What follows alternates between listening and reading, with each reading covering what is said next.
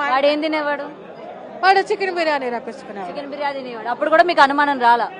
సనాతన ధర్మం అంటున్నాడు, దేవుడు అంటున్నాడు, చికెన్ బిర్యానీ తినడం ఏంటని మీరు ఏం క్వశ్చన్ చేయలేదు? అంటే మేము బయటకు వచ్చినప్పుడు ఇట్లా తింటాము, ఇప్పుడే తినేది ససాలు అంటే మాకు కుదరదు అని చెప్పడం జరిగింది. అడిగామండి, ఇన్ని పసుపు తాళ్ళు ఉండేయండి, పసుపు కమ్ములు ఏంటి నీ బొంద, నువ్వు అసలు నువ్వు వెళ్ళిపో ముందల, ఈ పసుపు తాళ్ళు ఏంటి ఏంటంటే అవి ఏమైనా ప్రేమ జంటలు వస్తారు మాత ఆశీర్వదించమని వాళ్ళ కడతాకనని అబద్ధాలు మాటలు చెప్పిందండి.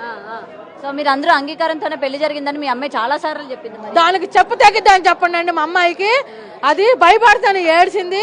మరుగు మందు ప్రభావంలో వశీపరుచుకుని వశీకరణ చేసి నాకు సపోర్ట్ పలుకు, నా అంతటా నేను మేజర్, నేను వెళ్తానని కాగితం రాసి రమ్మని ఆడియో కాల్ దొరికిందండి మాకు.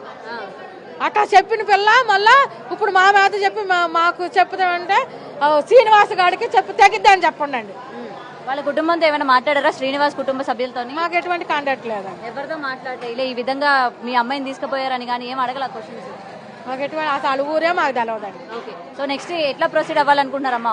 అమ్మాయి మీరు గుజరాత్ నుంచి తీసుకెళ్ళినా సరే మీ దగ్గర నుంచి పారిపోయింది, మరి ఇప్పుడు కూడా మీరు తీసుకెళ్తే పారిపోదని ఏమైనా నమ్మకం ఉందా? 15 రోజులు పోలీసులు కస్టడీలో పెట్టి కౌన్సిలింగ్ చెప్పిస్తామండి. అక్కడ నుంచి గొలుసులు వేస్తామండి పిల్లకి. గొలుసులు వేసి మేము వైద్య సేవలు మేము చేసుకుంటామండి. పాపను మేము చూసుకుంటాం.